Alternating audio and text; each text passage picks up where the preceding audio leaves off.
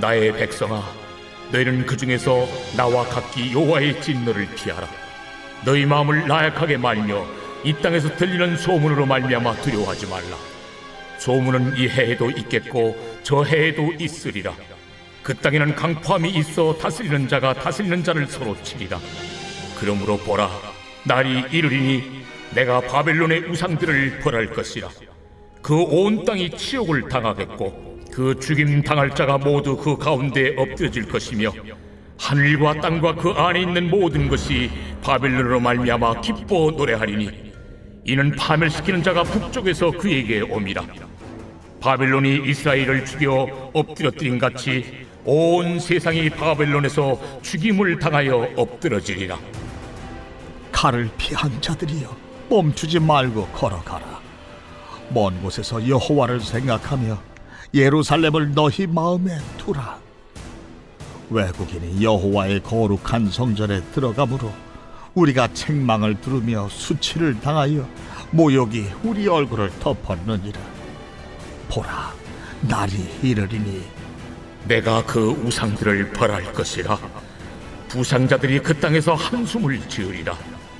가령 바벨론이 하늘까지 솟아오른다 하자 높은 곳에 있는 피난처를 요새로 삼더라도 멸망시킬 자가 내게로부터 그들에게 임하리라.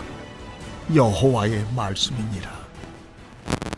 오늘 말씀은 멈추지 말고 걸어가라 라는 제목으로 함께 말씀을 나누겠습니다. 오늘 본문의 말씀이 이제 하나님께서 유다 백성들이 다시 회복되어질 것에 대한 이야기를 하면서 비록 너희들이 돌아가는 과정 속에 고통과 어려움이 있다 할지라도 하나님의 회복의 역사를 기대하면서 멈추지 말고 그 길을 행진할 것을 이야기하고 있는 내용입니다. 그러면서 하나님께서는 먼저 이 바벨론에 대해서 심판에 대한 이야기를 합니다. 바벨론에 대한 심판은 계속해서 말씀이 반복되어지는데 그들이 하나님의 칼로서의 역할을 감당하지 못함과 우상 숭배로 인한 것으로 하나님의 심판의 이야기를 하고 있습니다. 오늘 우리에게도 우상이 무엇이냐를 좀 잘 생각할 필요가 있겠는데요.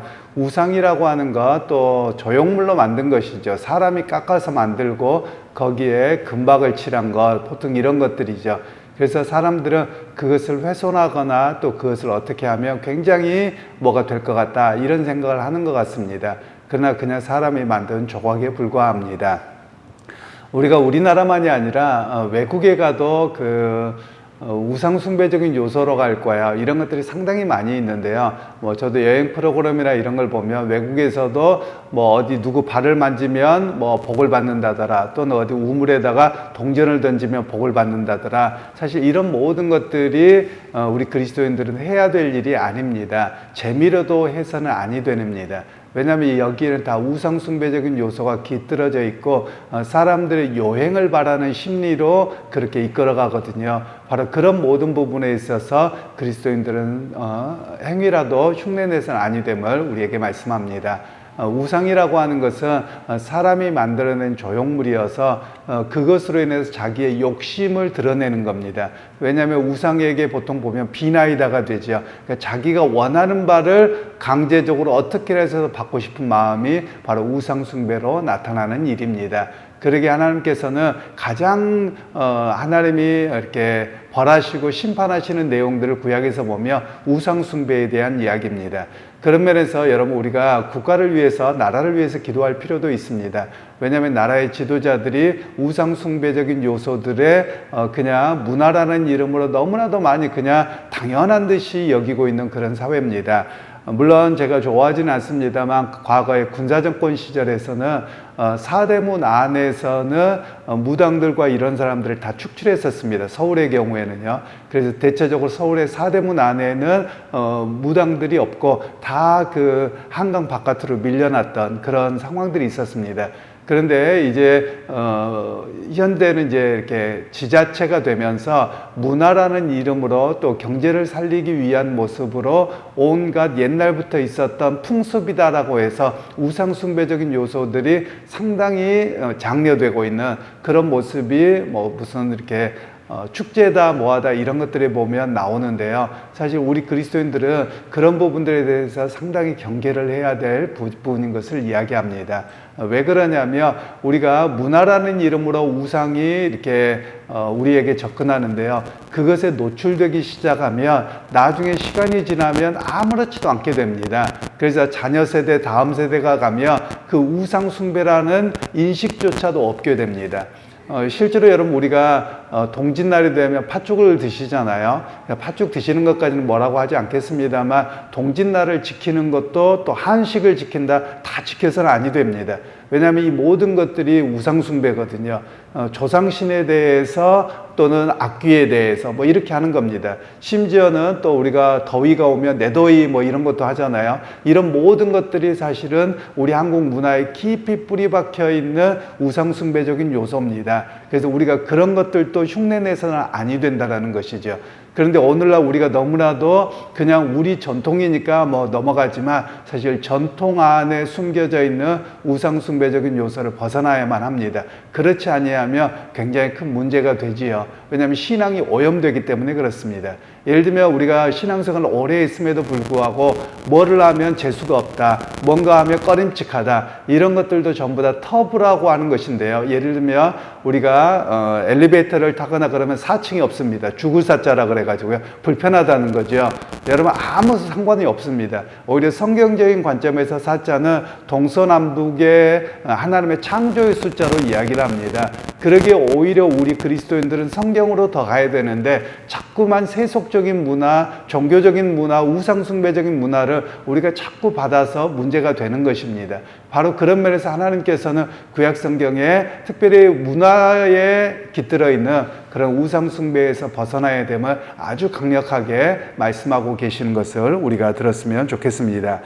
그리고 이제 하나님께서는 이제 바벨론으로 포로 끌려갔고 그들에게 고통당하고 있던 유다 백성들의 회복을 이야기합니다. 예루살렘으로 돌아가면서 너희가 멈추지 말고 그 길을 계속 가도록 이야기를 합니다.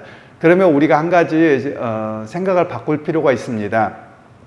최근에 한국교회 모 선교단체를 중심으로 해서 백투더 제루살렘이라는 운동들이 일어나서 상당히 문제가 됐습니다. 그래서 그 백투더 제루살렘이라고 하는 그 이슈가 한 10여 년 이상이 되어졌는데요. 사실 이건 좀 잘못된 내용입니다. 왜냐하면 오늘 이 본문에 대해서도 그렇고 요한계시록에도 그렇고 새하늘과 새 땅을 이야기하고 하늘에서 예루살렘이 내려온다는 이런 개념 속에서 사실은 땅의 회복의 개념으로 가버렸습니다.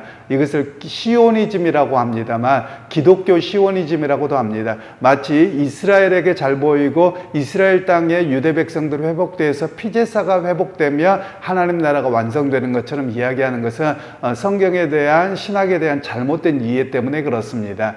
여러분 우리가 생각할 것은 유대 땅으로의 회복은 유대 백성들의 역사 속에서 이야기입니다. 그러면 오늘 우리에게 있어서의 회복은 어떤 것이냐면 하나님 나라의 백성으로 하나님의 온전한 거룩함을 의지하고 살아가는 회복의 역사를 이야기하는 것이지 우리가 예루살렘에 돌아가는 것을 말하는 것은 아닙니다. 과거 제가 고등학교 시절만 하더라도 이렇게 잘못 가르쳤던 적들이 있습니다. 목사님들이 신학이 부족해서 그러는데요. 유대인들은 지금도 율법을 지킴으로 구원받고 우리는 예수 믿음으로 구원받는다. 이렇게 저희가 배웠더랬습니다.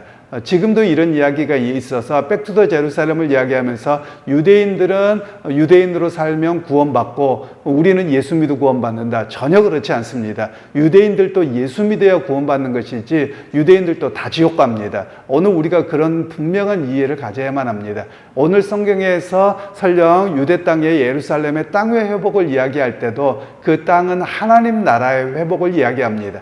구약에서 끊임없이 땅에 대한 이야기를 하는데 그 땅의 이야기는 어떤 땅을 소유한다, 그 땅이 거룩한 땅이다 이런 의미로 말하는 것이 아니라 하나님이 임재하실 때 그 땅이 거룩한 곳입니다. 그래서 하나님의 나라를 이야기합니다. 즉 하나님의 백성이 살아갈 곳을 이야기하기 위해서 땅을 이야기하는 것이고 그리고 하나님을 예배하기 위한 곳으로서의 성전에 대한 이야기를 하는 것이지 그 땅 자체가 거룩하거나 그 땅 자체가 특별한 의미를 갖는 것은 아니라는 말씀입니다.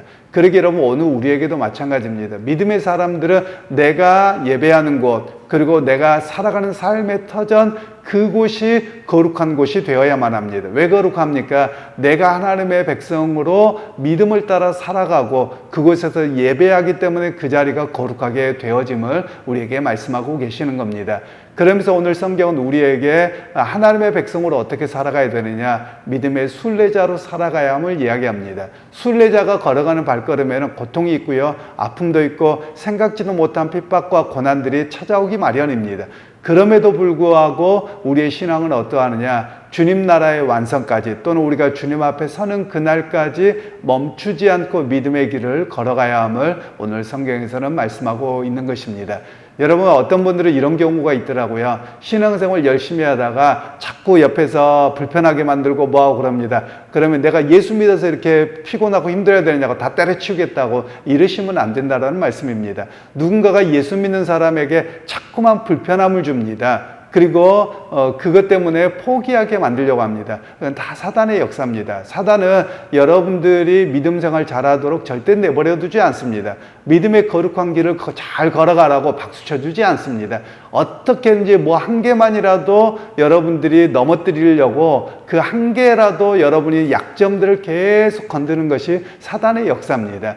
그러게 여러분, 오늘 우리 믿음의 사람들은 내 비록 연약함이 있음에도 불구하고 주님의 역사를 기대하고 성령의 도우심을 의지하고 믿음의 걸음을 끝까지 걸어가야 되는 순례자라는 사실을 오늘 성경에서는 말씀하고 있습니다. 그러게 여러분, 오늘 하루의 삶 속에서도 믿음의 순례자로 승리하는 여러분이 되기를 소원합니다. 어떤 상황에서도 흔들리지 않고 끝까지 믿음의 길을 걷고 승리하는 믿음의 역사가 여러분의 오늘의 삶이 되기를 주님의 이름으로 축원합니다.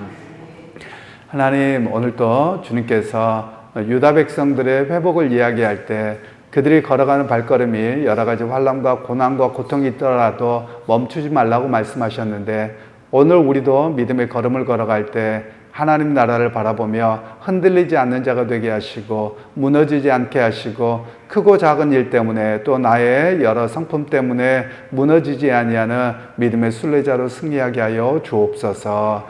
예수님의 이름으로 기도하옵나이다. 아멘.